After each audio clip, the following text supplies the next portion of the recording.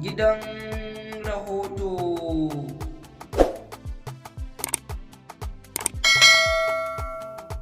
Jama'a assalamu alaikum, barkanmu da sake kasancewa a cikin wannan channel tamu mai suna gidan rahoto, gidan labaran gaskiya.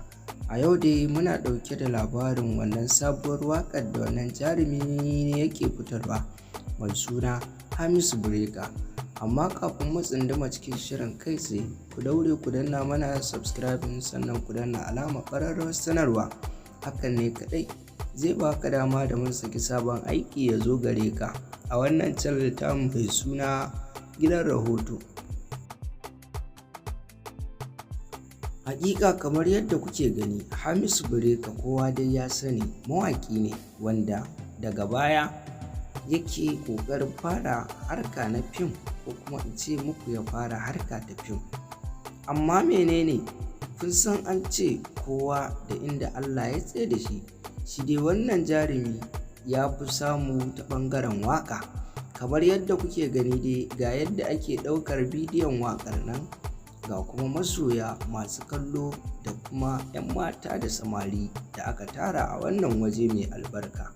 Bidiyon waƙar so ɗaya ne, an ɗauke shi ne a Ado Bayero Mall da ke Kano, inda gashi nan yadda ake ɗaukar aikin cikin kwanciyar hankali tare da ƙwarewa da basira, wanda wannan jarumi mai suna Hamisu Breaker yake yi. Don haka ku ɗan kalli kaɗan daga cikin bidiyon kafin mu kawo muku shirin kai tsaye. Mini ne na gane inda ya more kai shi ban daina shi zancen gaskiya. So gaskiya ne ya riga ya mamaye ni. Gaskiya. Wannan kenan. Lokacin ɗaukar wannan waƙa mai suna so gaskiya ne, an haɗu da wannan jarumi mai suna Abubakar Bashir mai shadda tare da Hamisu Breaker, inda suke tsokanar juna a cikin wasa da dariya domin sanya ranar Bashir mai shadda a matsayin ranar bikin shi. Da haka bari ku ji tattaunawar da suka yi kai tsaye.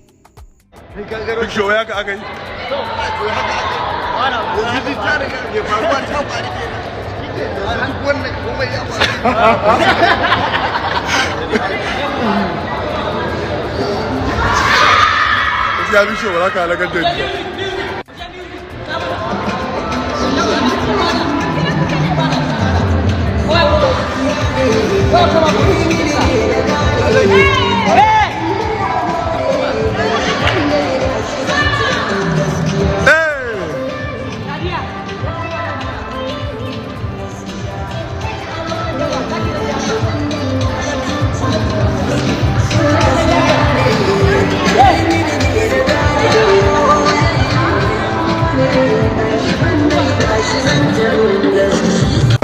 Baya ka aka yi